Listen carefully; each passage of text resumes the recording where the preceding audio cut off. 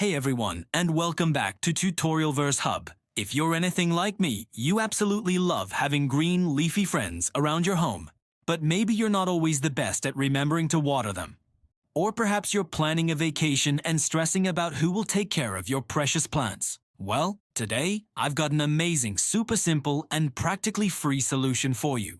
We're going to turn a regular old plastic bottle into a brilliant self-watering planter. It's a fantastic way to upcycle, and your plants will absolutely thank you for it.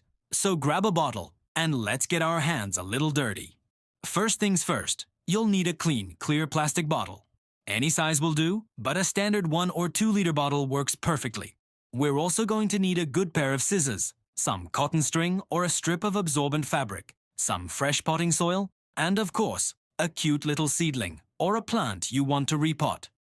The beauty of this project is its simplicity, using items you likely already have lying around the house. It's sustainable, it's smart, and it's about to make your plant care routine a whole lot easier. Alright, let's start building. Take your plastic bottle and carefully use your scissors to cut it in half, right around the middle. You want to make a clean, straight cut.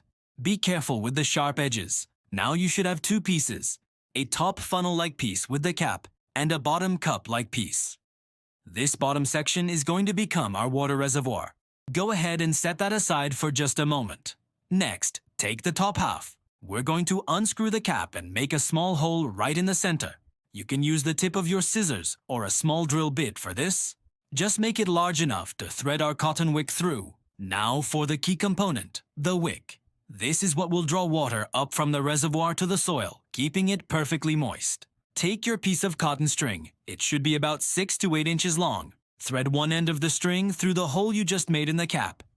You'll want to pull it through so about 3 or 4 inches are sticking out on the inside of the cap. Then screw the cap back onto the top half of the bottle. Now, flip this top piece upside down and nestle it right into the bottom half. You should see the longer end of your string dangling down into what will be our water reservoir. The shorter end of the wick should be sticking up inside the top part, where we'll put our soil. This simple system is the heart of our self-watering planter. It's time to add the soil and our plant. Take your fresh potting soil and start filling the top funnel section. As you add the soil, make sure the cotton wick stays relatively centered and extends up into the soil. This ensures it can distribute water evenly. Don't pack the soil down too tightly. We want the roots to have room to breathe and grow. Fill it up almost to the top.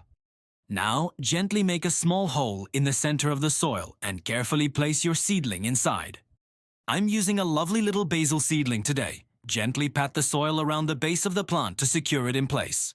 Our planter is almost complete. The final step is to add water. Carefully lift the top section out and pour fresh water into the bottom reservoir half. Fill it about halfway to 3/4 full. You don't want the water level to be touching the soil directly. That's the wick's job. Now, place the top section with your newly planted seedling back into the base. The wick will immediately start absorbing water and pulling it up into the soil. And there you have it, a fully functional DIY self-watering planter. This is perfect for thirsty plants or for when you're away from home. The clear bottle lets you easily see the water level, so you know exactly when it's time for a refill. Look at that.